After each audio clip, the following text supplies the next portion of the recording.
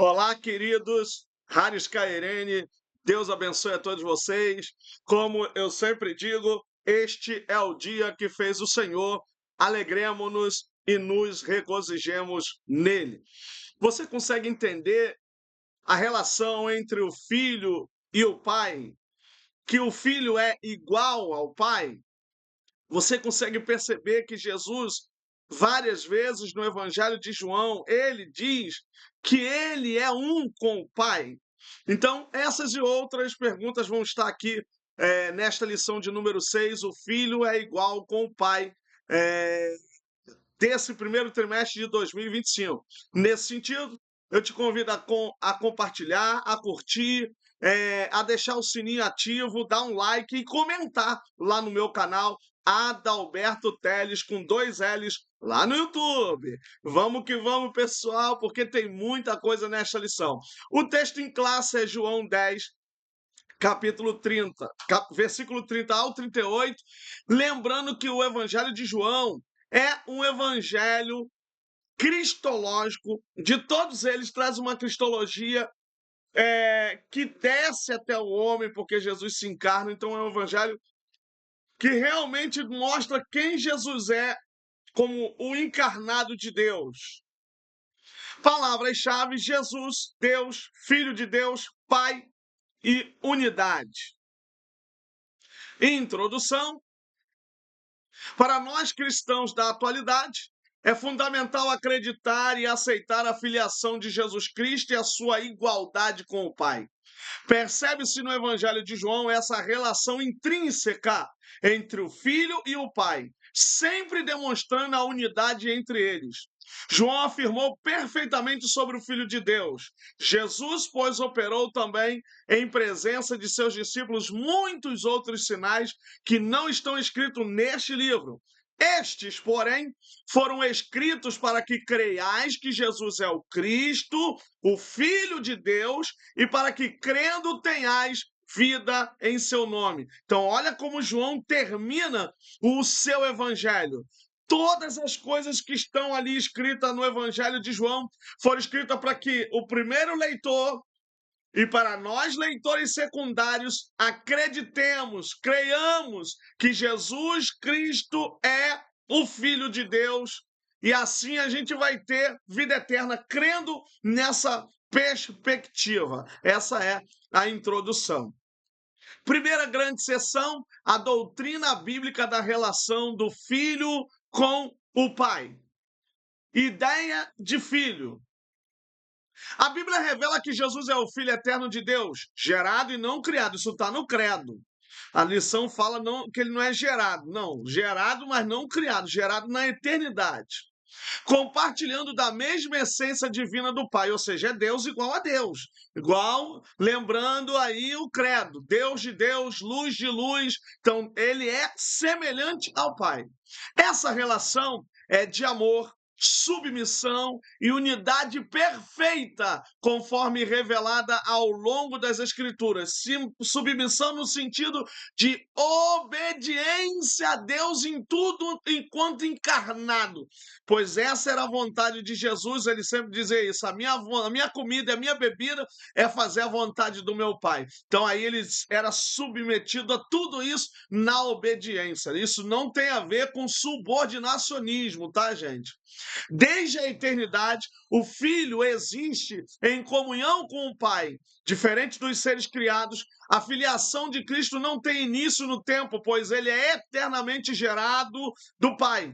Essa doutrina é afirmada ao longo do Novo Testamento, especialmente em passagens como João 17,5, em que Jesus ora: agora, Pai, glorifica-me junto a ti com a glória que eu tinha contigo antes que o mundo existisse. Ou seja, antes da existência, é o que está lá no Antigo Testamento, né? Antes que houvesse dia, eu sou. Então Jesus é esse ego em mim, ou anohi hu, eu sou. Então a gente precisa entender que a geração do filho é antes de toda a história, ele já existia como filho.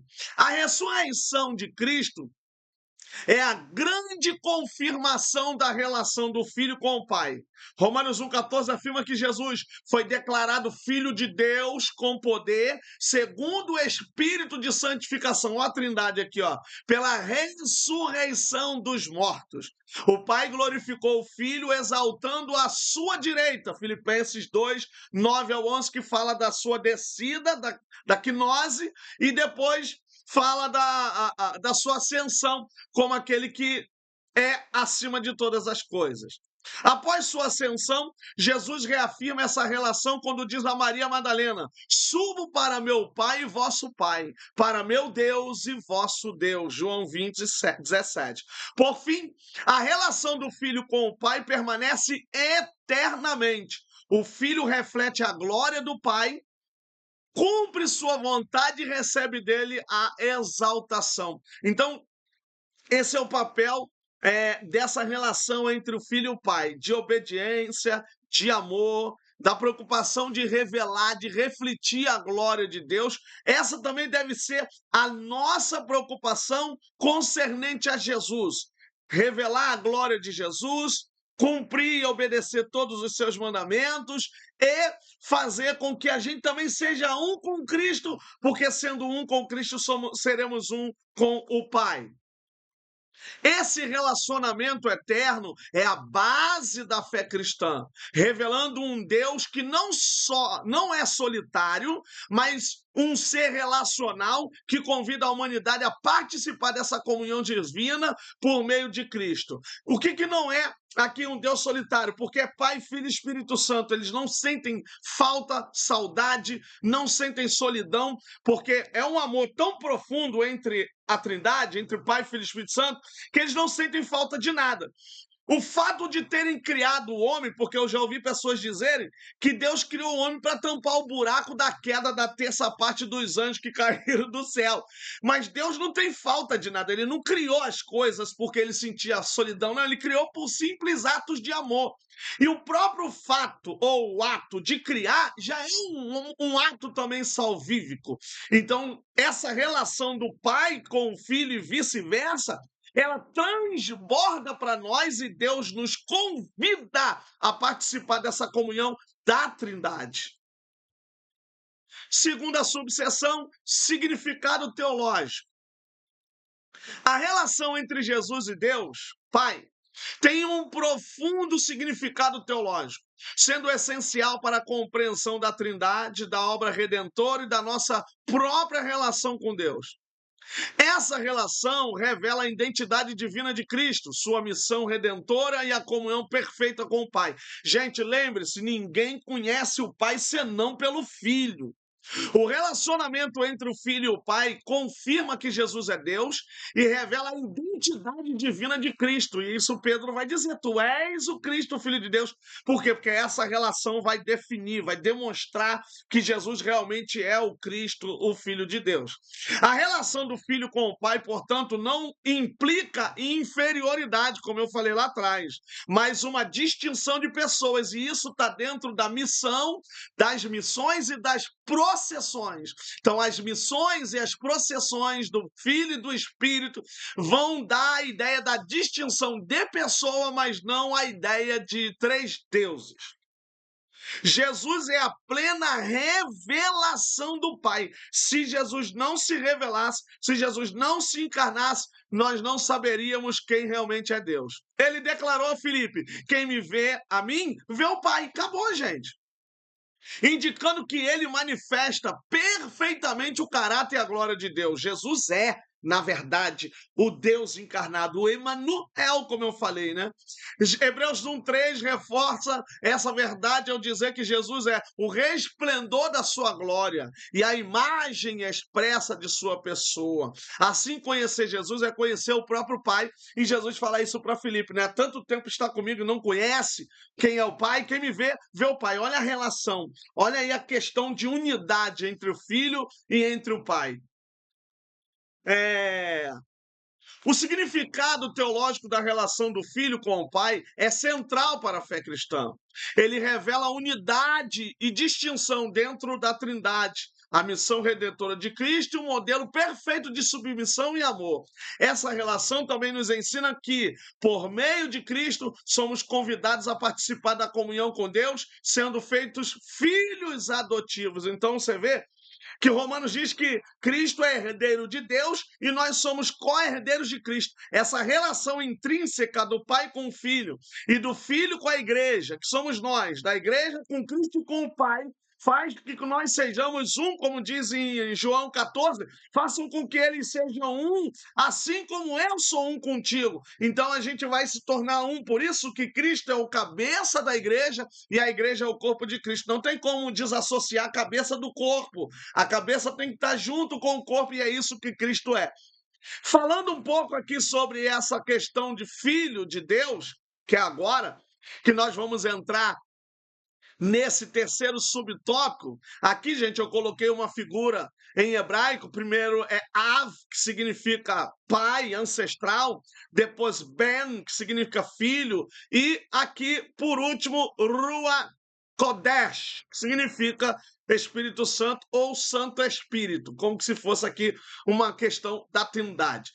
Essa ideia de filho, ela é bem fundamentada no Novo Testamento, com algumas reminiscências do Antigo Testamento numa perspectiva cristológica, ou seja, uma interpretação cristã dada pelo próprio texto do Novo Testamento. O Novo Testamento reconhece o Antigo Testamento como palavra de Deus e esses autores que escreveram o Novo Testamento reconheceram citações tanto direta como eco e como alusões que vão demonstrar a pessoa de Jesus sendo expressa nesses textos. Não que Jesus se manifestou, mas que apontavam para Jesus. E aí, gente, eu repito aqui o meu livro, que fala de João Batista. Por que João Batista é o maior entre os nascidos de mulheres? Porque em Mateus 11 está escrito que os profetas e a lei profetizaram até João. Ou seja, todos eles apontaram indiretamente para Jesus, mas João é aquele que aponta diretamente. Ele é o Cordeiro de Deus, é esse aí que tira o pecado do mundo. Então, por isso que ele é o maior entre os nascidos de mulheres. Então, todos os profetas profetizaram, mas não foram direto até João. Aí João aponta diretamente para Jesus. Então, ele é o Filho de Deus e o Novo Testamento, os demônios reconhecem, os fariseus falam também se tu és filho de Deus ou zombando ou não, mas falam. E os apóstolos, né? Tem também um dos evangelhos que diz princípio do evangelho de Jesus Cristo, filho de Deus. Então você vê que a palavra filho de Deus está na boca dos demônios. Tem uma parte que tem uns demônios que diz, oi, já viu atormentar filho de Deus? O Filho de Deus não veio nos atormentar. E aquela tentação, se tu és o Filho de Deus, porque o diabo estava tentando, mas ele sabia que Jesus era Filho de Deus. Vamos lá. Filho de Deus é uma expressão bíblica para referir-se à relação única do Filho unigênito com o Pai. A expressão Filho de Deus, aqui no caso seria Rios Teu, ou Rios Tuteu, revela a divindade de Cristo. Essa verdade está mais clara na Bíblia que o sol do meu dia. Por isso, é estranho como pode haver tantos debates sobre o tema, mas teologicamente tem que ter os debates, né, gente? Teologicamente tem que haver os debates. A Trindade é um tema que até hoje é complexo. O texto sagrado mais do Filho diz: ó Deus, o teu trono subsiste pelos séculos dos séculos. Cetro de equidade é o cetro do teu reino. É o mais crucial, pois é uma citação direta, aquilo que eu falei, do Salmo 45, 6 e 7. É importante prestar melhor atenção naquelas passagens conhecidas dos crentes. O teu trono, ó Deus, é eterno e perpétuo. O cetro do teu reino é um cetro de equidade. Então, o próprio Senhor está falando para o Senhor, assim como aquele versículo, né? O Senhor disse ao meu Senhor, assenta-te à minha direita até que eu coloque os teus inimigos debaixo dos teus pés. Tu amas a justiça e aborreces a impiedade. Por isso, Deus, o teu Deus te ungiu com óleo de alegria. Olha isso, ó. Por isso, Deus, o teu Deus te ungiu com óleo de alegria, mais do que teus companheiros. A Epístola aos Hebreus traz a explicação e revela que Deus, nessa passagem, é uma referência a Jesus. A explicação está em Hebreus 1:8. Trata-se do relacionamento entre o pai e o filho e que a unidade de Deus é plural. Sempre que eu estou falando para vocês desde as últimas aulas. A unidade em Deus comporta a pluralidade, Pai, Filho e Espírito Santo. Então, isso é uma interpretação que nós não podemos negar no sentido cristológico, não no sentido judaico. Não é o judeu, mas a igreja. E isso na carta aos Hebreus, então está implícita, está dentro do texto sagrado do Novo Testamento, como citação direta de que esse Deus, o teu ungido, e é um salmo messiânico por causa do termo aqui, Machia, ungido, ou do verbo, né, te ungiu, na segunda pessoa do singular. Então, esse texto, esse salmo, está sendo corroborado em Hebreus como um salmo que aponta a Jesus Cristo como esse Filho de Deus. Segunda grande seção, a heresia do subordinacionismo. Orígenes, que foi o primeiro, né? O subordinacionismo é uma heresia teológica que surgiu no início da história do cristianismo, especialmente durante o período patrístico. O período patrístico é depois do segundo século, terceiro século ali. Ela se caracteriza pela crença de que Jesus Cristo é inferior a Deus Pai. Primeiro período patrístico são os pais apostólicos, depois subapostólicos, depois apologetas, depois os polimistas e assim vai, tá, gente? Vamos lá, vou repetir. Ela se caracteriza pela crença de que Jesus Cristo é inferior a Deus Pai. Então você vê que já tem aqui o subordinacionismo. Ou que o filho é subordinado ao pai em termos de natureza.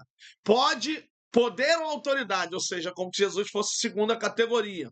O problema do subordinacionismo está em sua incompatibilidade com a doutrina da Trindade, que ensina que Pai, Filho e Espírito Santo são iguais em essência, poder e eternidade. Então aqui você já vê que o erro já pode ser detectado e Orígenes, né? É um dos homens, mas ele não foi considerado realmente como um herege aí por causa disso. Orígenes ali nasceu cerca de 185 a 254 depois de Cristo, foi um teólogo e exegeta cristão alexandrino, ou seja, ele era da igreja grega, ortodoxa. Embora seja considerado um dos mais importantes teólogos da igreja primitiva, suas ideias sobre a Trindade foram posteriormente consideradas heréticas. No princípio, não, posteriormente ele é considerado, mas ele tem obras maravilhosas que precisam ser lidas, né? Orígenes, ele é daquela escola que trabalha muito a ideia das alegorias. Ele trabalha muito a ideia da alegoria. É ele que faz uma alegoria do samaritano, falando que ali tem uma alegoria do burro, do samaritano, dos levitas. Ele faz também alegorias com o Antigo Testamento. Pontos principais do subordinacionismo de Orígenes. Primeiro, hierarquia divina. Orígenes propôs uma hierarquia divina onde o Pai é o Deus Supremo, o Filho é inferior ao Pai e o Espírito Santo é inferior ao Filho. Gente, isso tudo eles encontram na Bíblia, não sei como, mas eles veem isso. Nós não vemos isso na Bíblia. Como pode esses homens terem vivido tão próximos ali, até pessoas que escutaram a Paulo escrever, né, e João, e tem essas ideias, que daqui a pouco a gente vai ver que até hoje essas ideias são existentes. Eternidade do Filho.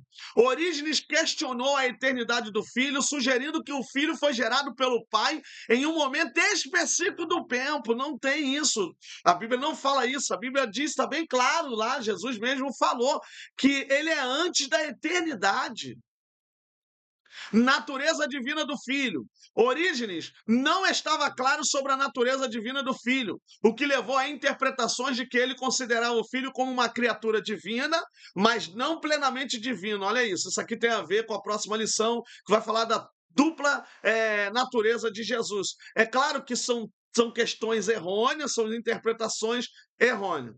No período pré-niceno, O subordinacionismo foi nos séculos 2 e 3 uma tentativa ainda que equivocada de preservar o monoteísmo, quer dizer, é como se fosse uma defesa, mas equivocada, mas que negou a divindade absoluta de Jesus. Então, eles lá atrás, ainda na incipiência da teologia, cometeram o erro de tentar defender o monoteísmo, mas jogar Jesus como se ele não fosse Deus. Então, seus expoentes consideravam Cristo como filho de Deus e inferior ao Pai, ou seja, seria tipo com a gente, um pouco até superior que a gente, mas não semelhante ao Pai. Eles afirmavam que o próprio Cristo declarava a sua inferioridade, e isso eles o faziam com base numa exegese ruim e numa interpretação fora do contexto de algumas passagens dos evangelhos. Eu acredito que eles deveriam pegar aqueles textos que falam da obediência de Jesus. Isso não significa inferioridade, significa a relação que há entre pai e filho, porque o que se espera de uma relação entre pai e filho é obediência, entende? Não submissão no sentido de subordinacionismo, mas no sentido de que ele precisa cumprir a lei, a palavra do Senhor, para que as pessoas sejam salvas. Principais representantes do subordinacionismo pré-niceno. Então, o primeiro é Orígenes, teólogo alexandrino, propôs uma hierarquia divina que questionou a eternidade do Filho, eu já falei. Eusébio de Cesareia, e aí você tem aquela história eclesiástica de Eusébio de Cesareia, 260 a 340, ele estava no concílio de Nicéia, ele era teólogo, historiador, defendeu uma forma de subordinacionismo, considerando o filho como inferior ao pai. Você vê que a ideia é basicamente a mesma, talvez a influência. E Ário, né? Presbítero alexandrino, que desenvolveu uma forma extrema de subordinacionismo, negando a divindade do filho. Eu vou voltar um pouquinho para vocês terem uma ideia. Ó, o Eusébio, no caso, Cesareia, e Orígenes, praticamente de língua grega. Esses homens são tudo de língua grega. Consequências do subordinacionismo pré-niceno. Só o Eusébio que está, né, no Ocidente, porque ele está lá com Constantino, é amigo de Constantino. Controvérsia ariana. Isso aqui são as consequências, gente. Ainda estou nesse segundo ponto. Consequência, controvérsia ariana. O subordinacionismo pré-niceno contribuiu para o desenvolvimento da controvérsia ariana, que negava a divindade do Filho. Concílio de Nicéia. Esse concílio do 325 depois de Cristo condenou o arianismo e estabeleceu a ortodoxia trinitária, afirmando a divindade e a igualdade do Pai, do Filho e do Espírito Santo. Métodos usados pelos subordinacionistas. Os subordinacionistas, especialmente no período pré-niceno, obtiveram diferentes métodos para explicar a ideia de que o filho era inferior ao pai em algum aspecto.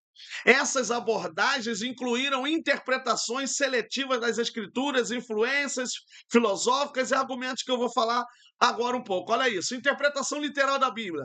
Eles interpretaram a Bíblia de forma literal, enfatizando passagens que pareciam indicar a inferioridade do filho em relação ao pai. A gente tem que tomar cuidado. Isso aqui tem muito a ver geralmente, com pessoas fundamentalistas também, que traduzem tudo de maneira literal, e isso é um perigo.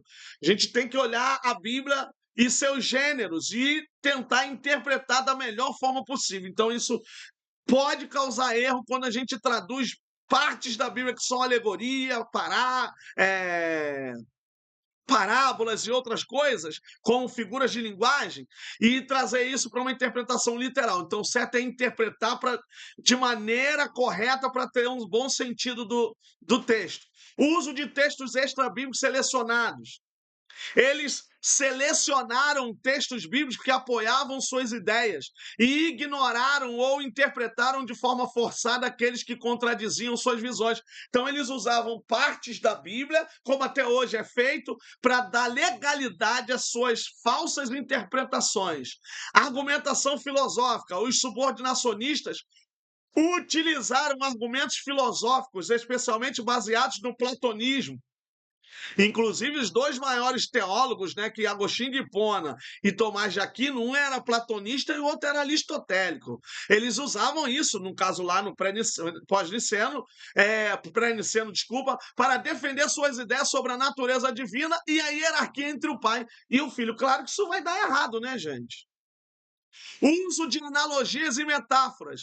Eles usaram analogias e metáforas para explicar a relação entre o pai e o filho, como a analogia do sol e do raio de sol. Ou seja, para demonstrar que tem essa inferioridade entre o pai e o filho. Isso, geralmente, nessas escolas alegóricas que existiam naquela época. Citação de autoridades eclesiásticas, então, eles citaram aí autores eclesiásticos como Orígenes, Eusébio, para apoiar suas ideias. Então, lá atrás já começou errado, então a ideia é que continue sendo errado. Crítica à ideia de coeternidade, então eles criticaram a ideia de coeternidade do pai e do filho, argumentando que isso contradizia a hierarquia divina. Então, claro que o pai e o filho coexistiram junto, da mesma essência, da mesma forma, com o mesmo poder. Uso de conceitos filosóficos como ideias de geração eterna. Os subordinacionistas utilizaram conceitos filosóficos como a ideia de geração eterna para explicar a relação entre o pai e o filho. É claro que isso vai dar outro problema, porque é uma perspectiva filosófica e a filosofia não consegue abarcar essa ideia da geração eterna de Jesus com o pai. Terceira grande sessão e já caminhando para o final. Como o subordinacionismo se apresenta hoje? Então, hoje ele se apresenta num contexto islâmico. O subordinacionismo é quase uma língua estranha. Embora tenha sido rejeitado pelo cristianismo ortodoxo, mesmo que ele tenha surgido no cristianismo ortodoxo por causa de Orígenes, mas ele é rejeitado pela igreja. Continua a se manifestar em diferentes contextos religiosos, que nós também temos como seitas. Por exemplo, o islamismo. No pensamento islâmico, a ideia de um Deus único e absoluto, Tawhid, se opõe fortemente à trindade cristã, à doutrina da trindade.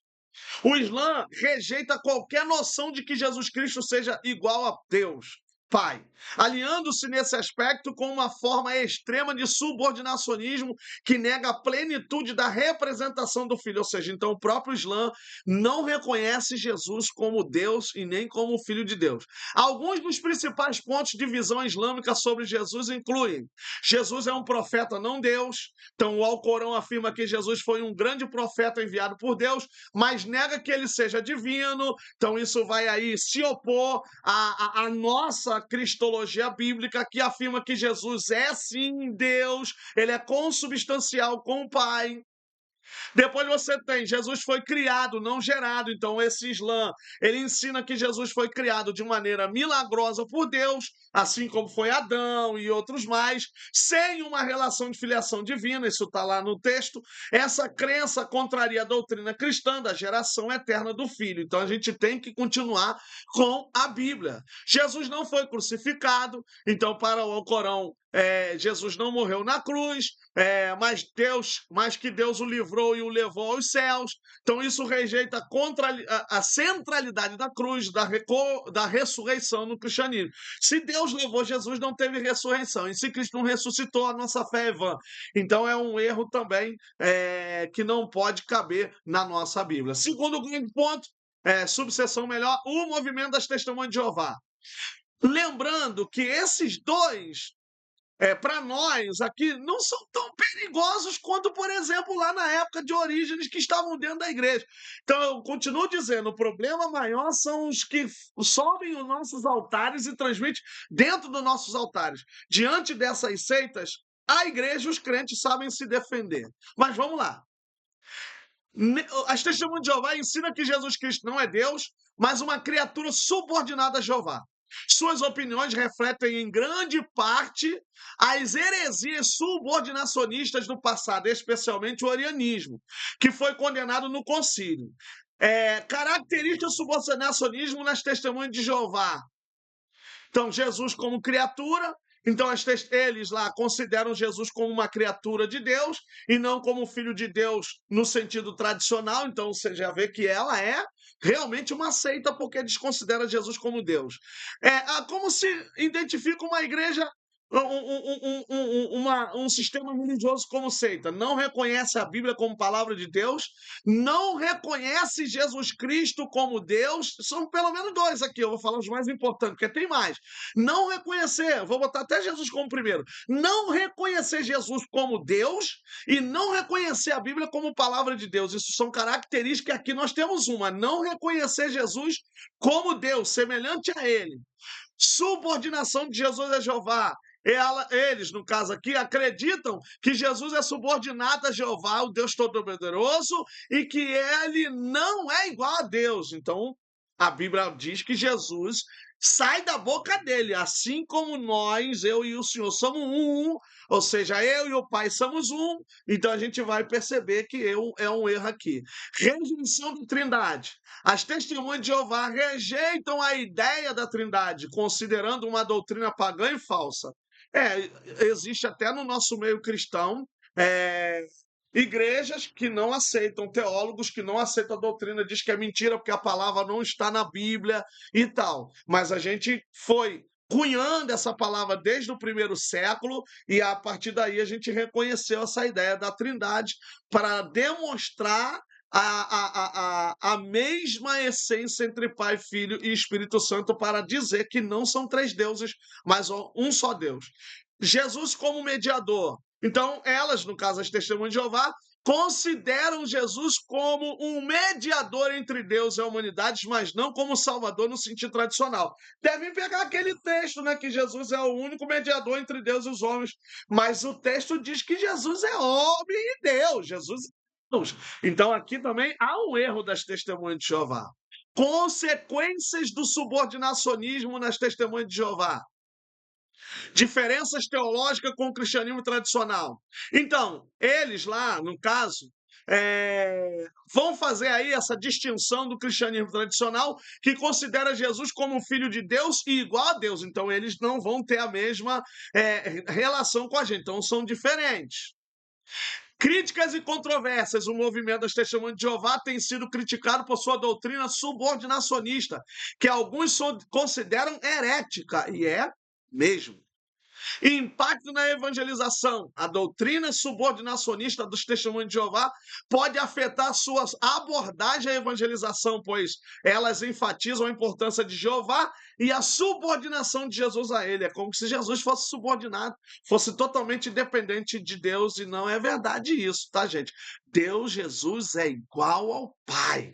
O Filho tem a mesma essência, o mesmo poder, a mesma autoridade, a mesma eternidade, os mesmos atributos. Conclusão. Então, gente, olha, eu concluo essa lição citando Hebreus 1, do 1 ao 6.